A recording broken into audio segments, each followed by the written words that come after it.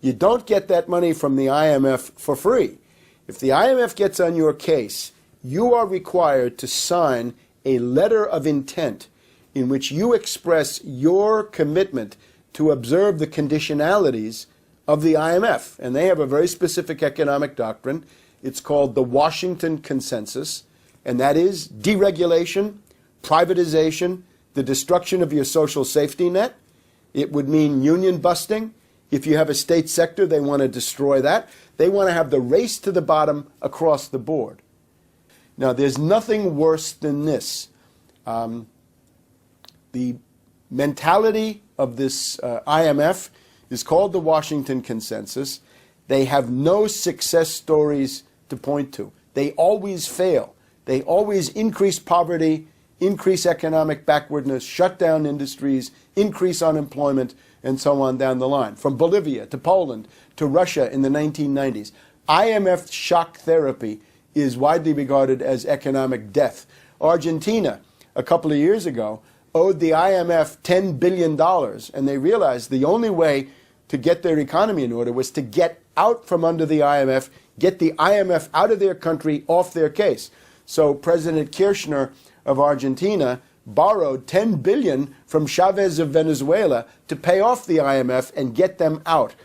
Countries are generally much better off borrowing from another country, from a peer, rather than borrowing from this overreaching, overarching, supranational, dictatorial empire that comes in and tells you what to do. This has gone so far that the Washington Consensus is being widely rejected. Nobody wants to go under this. There's now the Beijing Consensus. And the Beijing Consensus goes like this. First of all, don't interfere in the internal affairs of sovereign states. And we want that for ourselves. We better give it to others. And the second point is 50-50, everything equal.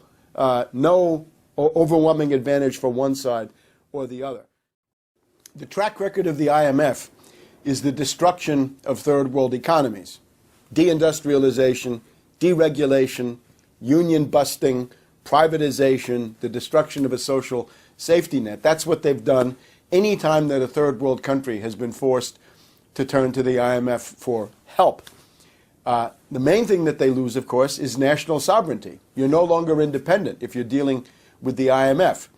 Now, the U.S. has paid a price for those policies, because what the IMF does to third world countries is one of the reasons why U.S. exports have stagnated so much. The U.S. used to have an industrial capability to export things that third world countries needed and would have been glad to buy if they could have had a credit facility to do it. So the IMF comes in and says, hey, you third world countries, we're going to drive you into poverty, and we're going to make sure that you pay your debts. But this also means that the demand for U.S. industrial exports was never there. So that's one of the structural features of the post-World War II economy. Other countries have had to go to the IMF. The French had to go to the IMF in the 1950s. During the 1970s, you had Italy going to the IMF.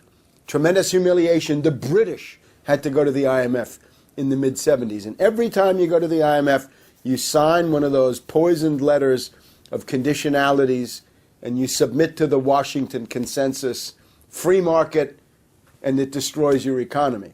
So the danger now is, and has been for some time, that the U.S. itself will have to submit to this Frankenstein's monster, which the U.S. created at Bretton Woods in 1944, but which is now going to come back to haunt us as an instrument of this international finance oligarchy, right? The people like Soros and Maurice Strong and Dominique Strauss-Kahn and the rest of this cosmopolitan financier oligarchy would love to asset strip the U.S. under IMF dictatorship and conditionality.